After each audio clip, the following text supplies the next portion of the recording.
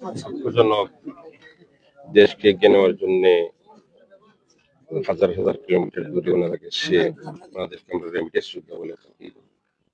আল্লাহর হুকুম হয়ে গেছে, আল্লাহর মনসা হয়ে গেছে, ওনারা দুনিয়া থেকে চলে গেছে। ইতিপূর্বে সংসদে আমিও উত্থাপন করেছিলাম যে বিদেশে যদি আমাদের কোনো নাগরিক মারা যায়, তাকে সরকারি খরচে যাতে দেশে সসম্মানের সাথে আনা হয়। সাথে সাথে আমাদের মন্ত্রী মহোদয় যিনি আছেন, উনিও এই ব্যাপারে খুব ইয়ে করছেন। তো ওনাদেরকে সরকারিভাবে কিভাবে সহযোগিতা করে নিয়ে আসা যায়, এই ব্যবস্থা করার জন্য উনি কাজ করতেছেন। স্থানীয়ভাবে কি আপনারা কোনো সহযোগিতা করবেন কিনা? হ্যাঁ, অবশ্যই তাদেরকে আমরা সহযোগিতার চেষ্টা করবো ইনশাআল্লাহ। কারণ ৫টা পরিবার, কারণ তাদের পরিবারের যারা আছে সন্তানাদি, তাদের মুখে হাসি ফোটানোর জন্য তো তারা বিদেশ গিয়েছিল। এমত অবস্থায় তাদেরকে আমরা সহযোগিতা করার চেষ্টা করবো ইনশাআল্লাহ।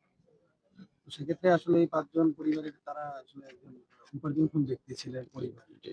তো তাদেরকে আসলে যারা উপার্জনক্ষম যারা কিংবা কাজে লাগার মতো ব্যক্তি রয়েছে, সদস্য রয়েছেন, তাদের ব্যাপারে কোনো ধরনের সহযোগিতা থাকবে? আমরা এটা নিয়ে বসবো, তাদেরকে কিভাবে সহযোগিতা করা যায় আমরা পরামর্শের মাধ্যমে চেষ্টা করব। সরকারের পক্ষ থেকে আপনি যেহেতু স্থানীয় সংসদ সদস্য, সংসদে এই বিষয়গুলো নিয়ে আলোচনা করবেন। হ্যাঁ, কিন্তু ইতিপূর্বে এই না, অঞ্চলের প্রবাসী না, সারা দেশের প্রবাসীরা যেভাবে যায় প্রবাসে, আমরা সবাই জানি একদম সহায় সম্বলহীন হিসেবে যায়। তারা যখন এইভাবে ফিরে আসে, তাদের পরিবারের আসলে কিছু করার থাকে না। তাদের জন্য নতুন করে কোনো উদ্যোগ সরকার নেবে কিনা?